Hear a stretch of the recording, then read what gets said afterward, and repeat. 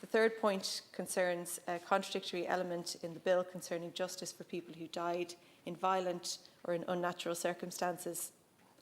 The bill requires the Director to inform An Garda Síochána and the coroner if they discover a body with evidence of death in violent or natural circumstances.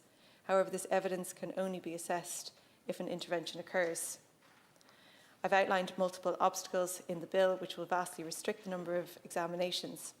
There is documentary evidence of thousands of deaths in state-run or funded institutions, but because the bill does not allow for interventions based on unlawful or suspicious deaths, the majority of these crimes that we're all aware of may never be investigated.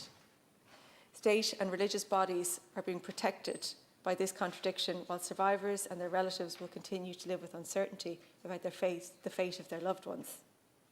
While I welcome the changes which remove the exclusion of the coroner in this process, we need a more proactive approach to include An Garda Síochána and coroners in examining known mass graves. The committee found that there was enough evidence from the Mother and Baby Homes Commission to trigger coronial investigations into how individuals and institutions died. I have no sense that this is happening, or that this bill would encourage this action on the scale required to deal with the volume of sites around the country. I'm deeply concerned this bill will fail to provide justice for so many families. Fourthly, the complex issue of contested intervention. This is a highly sensitive issue. Survivors, relatives and the wider community will have mixed feelings about disturbing burial grounds, even inappropriate ones. The resting place of victims of Ireland's cruel institutional past. We have a responsibility to be respectful and precise in discussing this.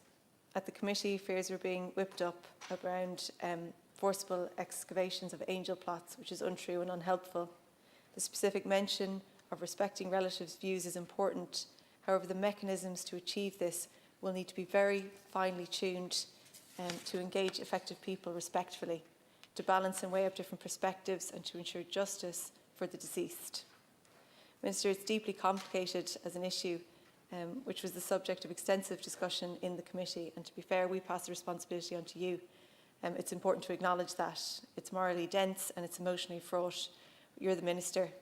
We have sites where some survivors and relatives want memorialisation rather than intervention, but simultaneously other survivors want examination to know if their loved one is buried there, and larger principles of transitional justice have to be considered.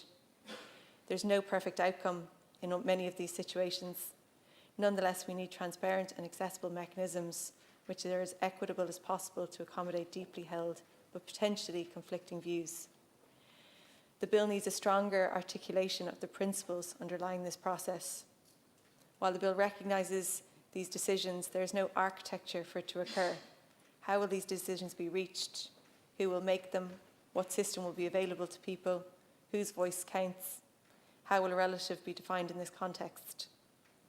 This is an incredibly important point, and there are still too many uncertainties. The bill needs to include these elements to avoid potential upset, conflict, and even litigation. Finally, Minister, I want to acknowledge the progress made in improving the bill. There is clear evidence of you listening to the submissions from different witnesses who shared their experiences with the committee. However, there is still more work to be done. The bill currently has too many restrictions on survivors and relatives being able to seek interventions. The bill has ambiguous terms and ill-defined processes to engage affected people and balance differences. The bill does not have a basis in transitional justice. Mother and baby homes, industrial schools and other institutions are the most horrific parts of Ireland's recent past. They mark some of the worst crimes committed by agents of the state and religious orders. The buried remains of victims is one of the most tangible and raw aspects of this history.